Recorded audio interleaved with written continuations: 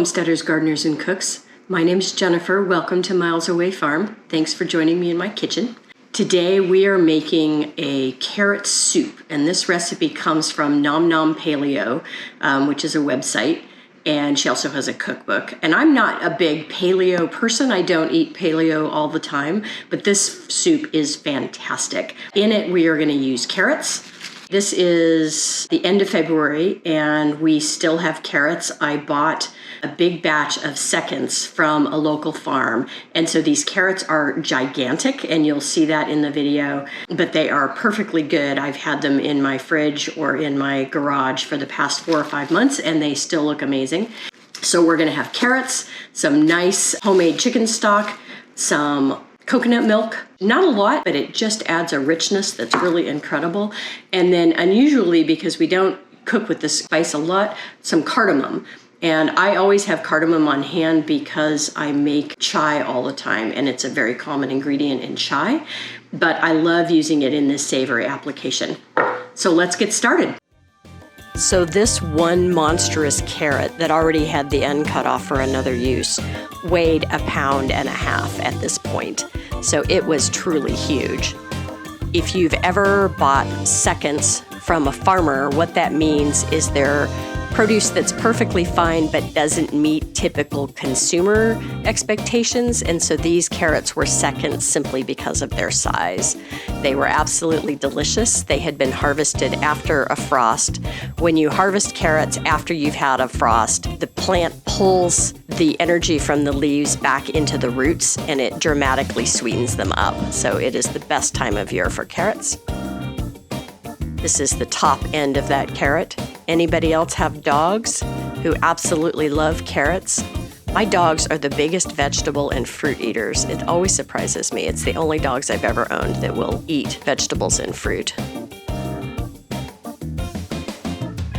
This is about 1/2 cup of onion. The original recipe called for leeks, but I didn't have any leeks on hand, and honestly, any allium will work. There's a good solid pinch of salt in there as well, and I'm just sautéing these to get them translucent. And they are sautéing in a tablespoon of coconut oil. And then we need 1/4 cup of apple to sweeten this recipe up just a little bit. I went ahead and peeled this just because I didn't want the peels in the puree. And because this is all going to get pureed, the size of your dice is not critical here. And then sometimes I just don't want to fuss with fresh ginger. And so this is a store-bought ginger, and it's just pureed ginger that's been put into a container and frozen. And then I often, when I'm processing ginger, I will just refill those containers and throw them back in the fridge. So that's actually my own ginger. Here's the cardamom. Cardamom comes in a pod, and you can grind the entire thing, or you can remove these little seeds from the pod and then grind those, which is what I usually do. And so this is already ground cardamom seeds. And I'm just going to give this a good stir in order to let that oil and that heat wake up those flavors in that cardamom before I add the liquid. That's called blooming the spices, and it's always a good idea.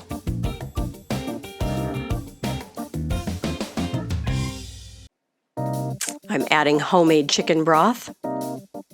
And this is a quart of chicken broth, and honestly, I've canned my chicken broth in pints and quarts.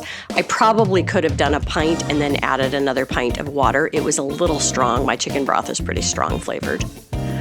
Bring that to a full boil, and then you want to simmer it for about 1/2 hour.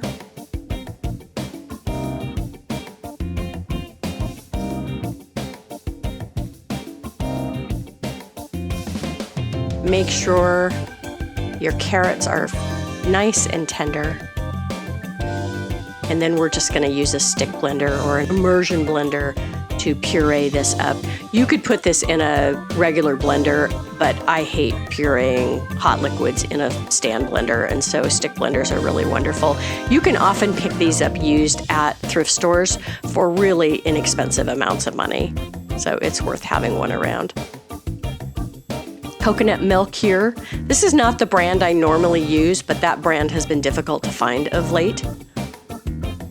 And coconut milk will often separate in the can, and the extra fatty parts will rise to the top. And so I'm just getting everything thoroughly mixed back together here before I measure anything out.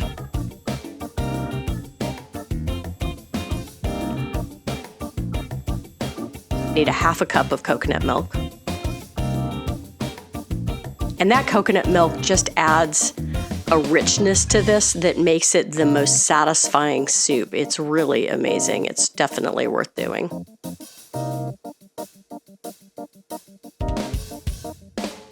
Giving this a little bit of a taste here. I definitely have enough salt. I felt like it needed a little bit more acid. Isn't that pretty?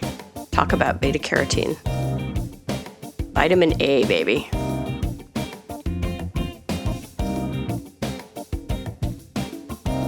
And then I'm just gonna zhuzh this up with a little bit more coconut milk.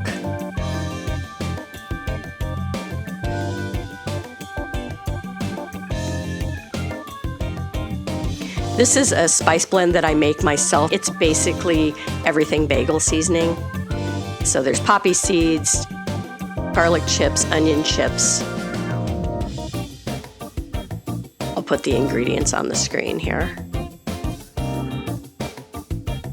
And then I felt like it needed a little more acid, so just a small squeeze of, this is a Meyer lemon. And in retrospect, I had a balsamic vinaigrette on the salad, and I think balsamic would have been a nice addition instead of the lemon as well. A little bit of fresh cracked pepper. And it's done. So this is a really quick weeknight dinner, super satisfying, a little bit lighter than a typical heavy meal. Absolutely delicious. Give it a try. Thanks for watching, Tribe. If you like this kind of content, give me a thumbs up, subscribe, and leave me a comment. I have new content coming out every week.